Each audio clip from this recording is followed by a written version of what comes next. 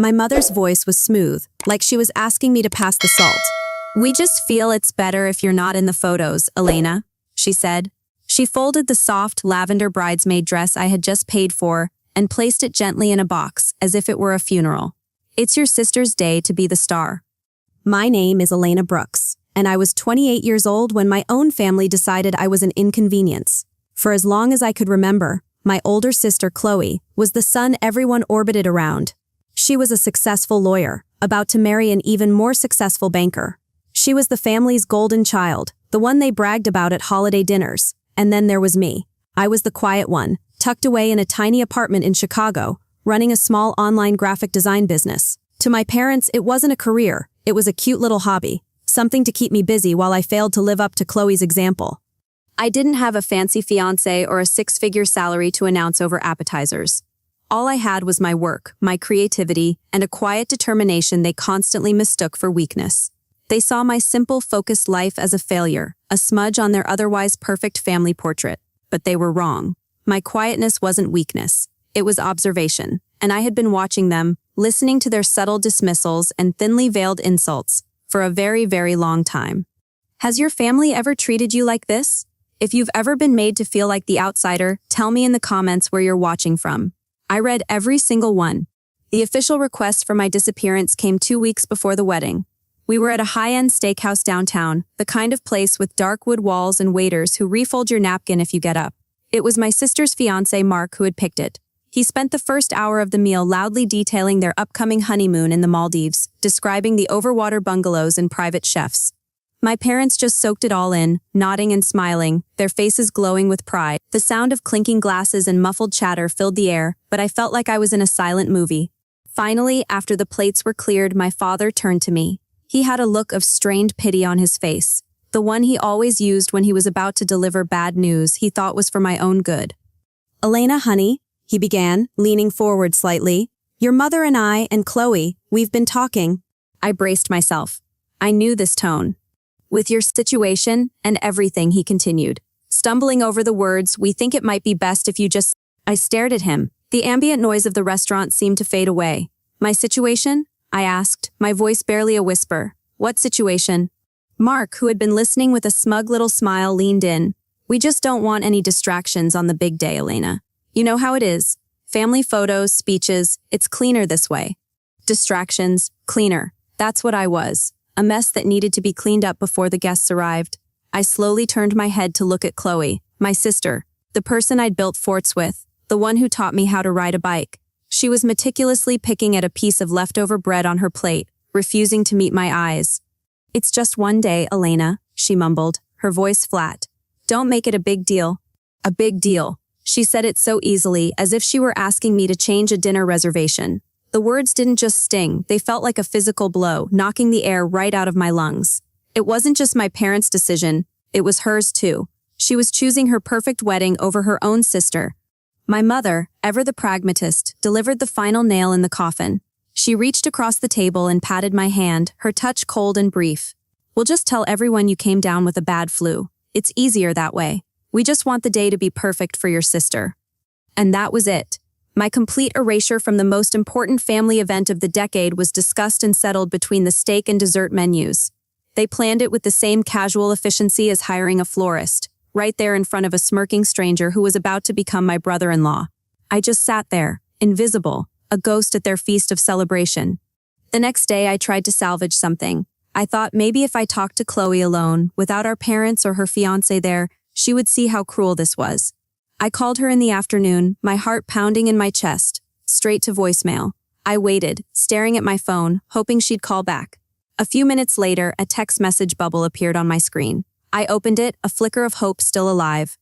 The message read, "Mom's right. Please don't make this a thing. I'm really busy with last-minute arrangements." I read it 3 times. The casual abbreviation "please" felt like another tiny twist of the knife. She couldn't even be bothered to type out the full word.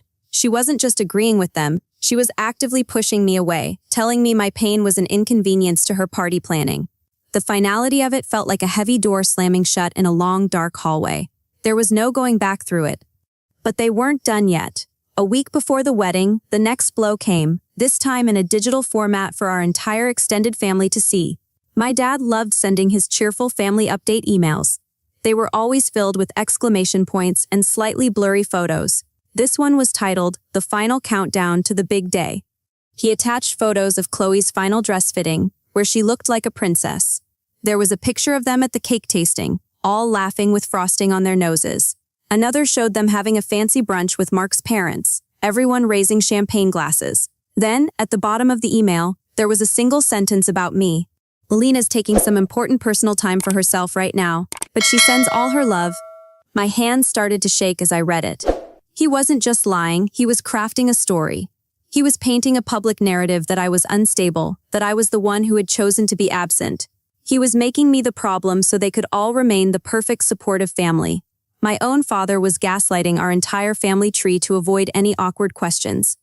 The absolute final proof of my irrelevance came 2 days later. I was scrolling aimlessly through Instagram, trying to numb my mind, when a story from my cousin popped up. It was a short video, shaky and loud with laughter. The video panned across a bright, empty living room with huge windows. My parents, my aunts, my uncles, and Chloe and Mark were all there, wearing jeans and t-shirts, carrying boxes and laughing. My cousin had written a caption in a bubbly pink font, helping Chloe and Mark move into their amazing new home, wedding gift from the parents, so jealous. I dropped my phone on the couch. A house. They had bought my sister a house, a whole house, as a wedding gift. And they had never even mentioned it to me. It wasn't just about the wedding anymore. It was about everything. It was a clear, unmistakable message. I wasn't just being excluded from a party. I was being systematically and completely cut out of the family's life and future. They were building a new chapter, and I wasn't in it. As I sat there in the silence of my tiny apartment, a cold clarity washed over me. They were writing me out of the story. They had no idea I was about to write my own ending. What my family saw as me moping in my apartment was actually something else entirely. Their cruelty wasn't breaking me. It was forging me into something new, something sharper. That important personal time my dad had so generously announced to the family, I was using every second of it. I was finalizing the biggest deal of my entire life. My little online graphic design hobby, the one they had dismissed for years, had quietly grown into a successful business. I had clients from all over the country. A few months earlier, I had been approached by a new tech startup based in Austin, Texas. They were developing a revolutionary new app and wanted me to be their lead brand designer. After weeks of negotiation, they had sent me an incredible offer, a full-time position with a salary that made my hands tremble just looking at it. The offer required me to relocate. While they were busy planning a wedding, I was secretly planning an entire new life. They thought I was sitting in my dark apartment, crying into a pint of ice cream. In reality, the only glow in my room was from my laptop screen as I electronically signed a lease for a beautiful apartment in Austin. The rustling sounds in my apartment weren't tissues. It was the sound of me wrapping my dishes in newspaper and carefully placing them into boxes. Every ignored phone call, every dismissive text became the fuel for my escape. Every time they pushed me away, another box was taped shut and labeled kitchen or books. They thought they were just pushing me out of a one-day event. They had no idea they were pushing me toward the rest of my life. My vanishing act wasn't going to be for just one day. It was going to be forever. My only lifeline during this time was my best friend from college, Jessica. She had moved to Austin a few years ago and was my biggest cheerleader. We would FaceTime every night. I'd show her the growing stacks of boxes in my living room, and she'd show me pictures of the cool coffee shops and hiking trails near my new apartment. "Let them have their perfect boring party, Elena," she'd say, her voice fizzing with excitement. "Your new life is waiting for you. The second you land, we are getting the best breakfast tacos you've ever had. I've already made a list." Her unwavering support was a warm light in the cold shadow my family had cast. She saw my success when they only saw my failure. 3 days before the wedding, my family made one last condescending gesture. A courier dropped off a gift basket at my door. It was wrapped in crinkly cellophane and filled with cheap lavender-scented bath bombs, a cheesy romance novel, and some stale cookies. The sickly sweet smell of it filled my small entryway. Tucked inside was a card, written in my mother's perfect looping cursive. "Thinking of you," it read. "We know this is hard, but it's for the best. We'll save you a piece of cake." I stared at the card. The condescension was breathtaking. They were so certain, so utterly convinced, that I was sitting at home, devastated and heartbroken over their decision. They saw me as a fragile child who needed to be placated with a basket of cheap trinkets. I didn't cry. I didn't even feel angry anymore. I just felt done. I took the basket and dropped the entire thing into the dumpster behind my building. The point of no return came the night before the wedding. My apartment was nearly empty, just a few last-minute items left to pack. Outside my window, the massive moving truck was already parked, ready for a 7 a.m. start. My phone buzzed on the kitchen counter. It was a voicemail from my dad. I pressed play and put it on speaker. "Hey, sweetie," his calm, patronizing voice filled the empty room. "Just calling to say we love you. Tomorrow is a big day. Your sister is so excited. She'll send plenty of pictures. You understand. This is for the best." I listened to his words echo off the bare walls. He said "we love you" with the same tone he used to say "pass the potatoes." It was a reflex, a hollow gesture. As I stood there listening to the man who had erased me, the low rumble of the moving truck's engine turning over outside felt like the sound of my future starting. There was absolutely no going back now. The wedding day arrived. The sky was a brilliant, clear blue, the kind of day they would call perfect. As I directed the movers, guiding them with my couch and my bed, I imagined the scenes playing out across town. My mother helping Chloe with her veil, my father practicing his speech in the mirror, the organ music starting to play in the church. They were all smiling for photos I would never be in, celebrating a family I no longer belonged to. Hours later, my apartment was completely empty. The only thing left was me and the deep echo of my own footsteps on the hardwood floors. It felt clean. It felt quiet.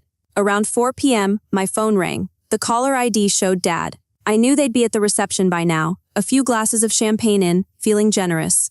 I let it ring twice, took a deep breath, and answered, putting it on speaker. "Elena," he shouted, his voice booming over the loud sounds of a live band and the clatter of 100 people celebrating. "We wanted you to hear the speeches. Your sister looks so beautiful. Everyone is having such a wonderful time."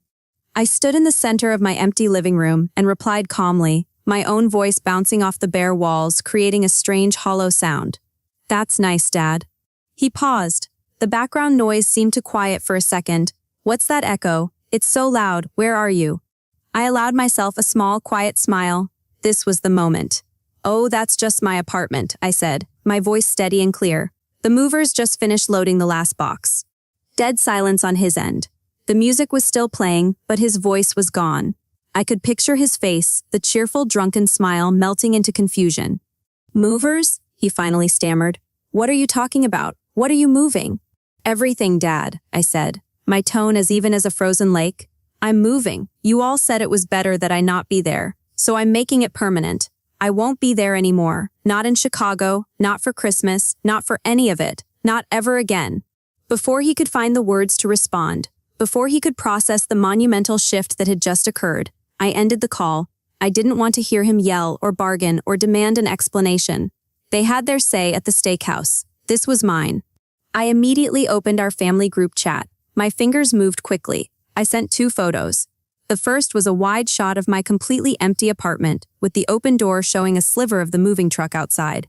The second was a clean, crisp screenshot of my signed employment contract for the new job in Austin, with the 6-figure salary line item clearly visible. I typed one final message beneath the photos. "My situation is handled. Don't save me any cake." I hit send. Then, without a moment's hesitation, I went down my contact list. Mom, Dad, Chloe, Aunt Carol, Uncle Mike. One by one, I pressed the block contact button. The silence that followed felt like the deepest, most satisfying breath I had ever taken. I didn't wait for a reply I would never receive. I walked out of that empty apartment for the last time, locked the door, and got into my car. The 16-hour drive to my new life stretched out before me. As I merged onto the highway, leaving the Chicago skyline behind in my rearview mirror, my phone started buzzing relentlessly. Calls from unknown numbers, a flood of texts from cousins and distant relatives I hadn't heard from in years. They were the frantic, confused messages from a party that had just been interrupted by a reality they never saw coming. I imagined the chaos erupting at the reception. My father, pale and stammering, showing his phone to my mother. My sister in her perfect white dress, her perfect day suddenly shattered. Their perfect family portrait cracked right down the middle. They had wanted to make me feel small and invisible for one day, to tuck me away so I wouldn't spoil their picture. Instead, they gave me the incredible power to become invisible to them forever. For the first time in my life, their silence, the absolute, total silence that now existed between us, didn't hurt me, it freed me. It was the sound of chains breaking. I turned up the music in my car, rolled down the windows, and drove south toward the rest of my life. And I never, ever looked back. If you've ever had to prove your worth to those who doubted you, Hit subscribe and tell me your story.